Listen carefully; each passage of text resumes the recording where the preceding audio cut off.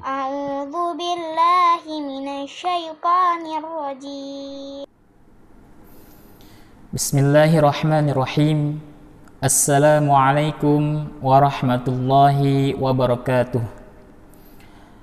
Alhamdulillahi wal kafa, wassalatu wassalamu ala habibil mustafa wa ala alihi wa ashabihi ahli sidqi wal wafa.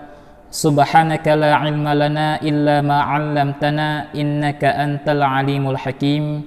Rabbi shrah li sadri wa yassir li amri wahlul 'uqdatam bil lisani yafqahu qawli.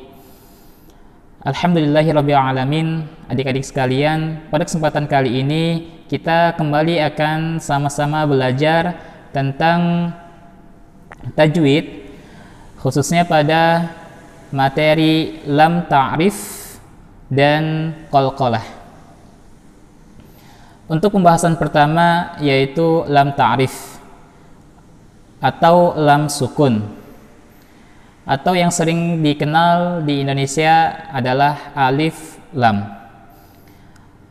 Asalnya adalah lam sukun, lalu ditambah dengan hamzah wasal untuk memudahkan dalam pengucapannya.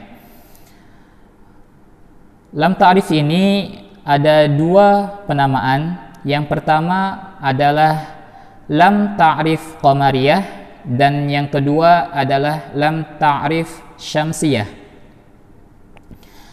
Untuk lam ta'rif qamariyah hukumnya adalah izhar, yaitu dibaca jelas ketika bertemu dengan huruf-huruf qamariyah yang 14 yang terkumpul dalam kalimat ibghi hajjaka wa khaf aqimahu. Sekali lagi, ketika lam ta'rif ini bertemu dengan salah satu huruf qamariyah yang 14, maka lam ta'rif ini dibaca jelas. Adapun huruf qamariyah terkumpul dalam kalimat ibghi hajjaka wa khaf aqimahu. Sebagai contoh, al-qiyamah. Sekali lagi, al-qiyamah. Lam ta'rif bertemu dengan qaf, salah satu huruf qamariyah, maka diperjelas lam ta'rifnya.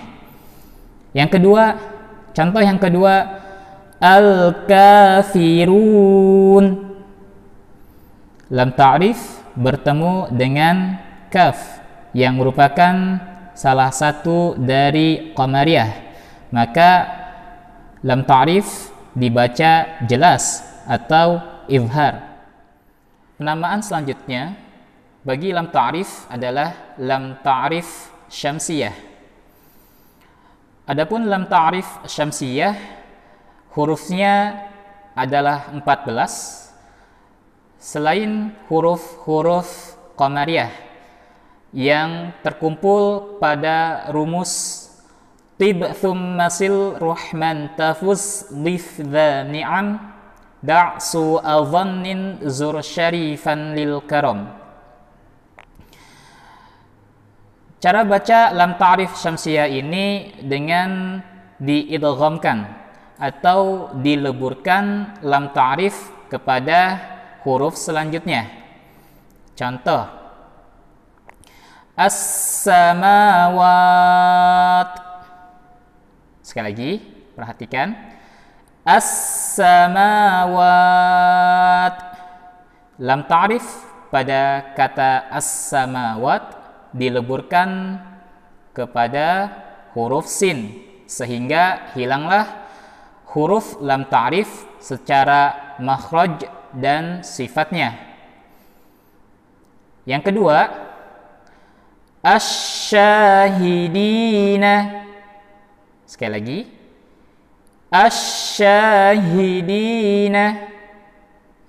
Contoh yang kedua ini juga lam ta'rif dileburkan ke huruf shin, sehingga hilanglah sifat dan makhraj dari lam ta'rif tersebut. Baik, Selanjutnya kita memasuki hukum qalqalah. Perlu kita ketahui bersama bahwasanya qalqalah merupakan sifat lazimah atau sifat yang selalu menempel pada huruf qalqalah. Huruf qalqalah ada 5, yaitu ba, jim, dal, to, dan qaf, atau yang sering kita sebut dengan baju di toko. Adapun dari sisi kejadian, qalqalah ini bisa terjadi di tengah-tengah kata atau bisa terjadi juga di akhir kata saat waqaf. Adapun dari sisi tingkatan qalqalah, maka qalqalah ini dibagi menjadi 3. Tingkatan yang pertama adalah akbar atau kuat. Tingkatan akbar ini adalah tingkatan yang paling kuat dari tingkatan qalqalah yang lain, yang huruf qalqalah tersebut berada di akhir kata saat waqaf dan bertasydid. Contoh, watab. Sekali lagi, watab. Huruf qalqalahnya di akhir kata dan saat waqaf, dan huruf qalqalahnya bertasydid. Contoh yang kedua, al-haqqu. Sekali lagi, al-haqqu.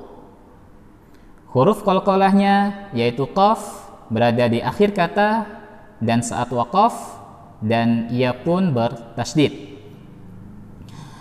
Adapun tingkatan yang kedua adalah kubra atau sedikit lebih kurang tingkatan kuatnya dari akbar yang di awal. Qalqalah kubra ini terjadi sama dengan qalqalah akbar, yaitu di akhir kata saat waqaf, namun ia tidak bertasydid. Sebagai contoh, ahad. Sekali lagi, ahad. Huruf dal di akhir kata tidak bertasydid, namun ia berhenti karena waqaf. Contoh yang lain, al-falaq. Sekali lagi, al-falaq. Huruf qaf yang berada di akhir kata dan berhenti ketika waqaf, dan ia tidak bertasydid. Maka dari kedua contoh ini disebutlah dengan tingkatan qalqalah kubra. Dan yang terakhir adalah qalqalah sughra atau qalqalah dengan tingkatan yang rendah. Sisi kejadian qalqalah sughra ini berada di tengah-tengah kata. Contohnya, afatatma'una. Sekali lagi, afatatma'una. Huruf to merupakan huruf qalqalah yang berada di tengah-tengah kata. Maka bacaannya, tingkatan qalqalahnya adalah rendah, seperti kita mengalirkan nafas seperti biasa. Afatatma'una. Contoh yang lain, madrasatun. Sekali lagi, madrasatun. Huruf qalqalah yang berada pada kata madrasatun adalah huruf dal yang berada di tengah kata. Maka cara bacanya dengan tidak terlalu menguatkan pada tekanan qalqalah tersebut. Artinya, bacalah sesuai dengan aliran nafas kita saja.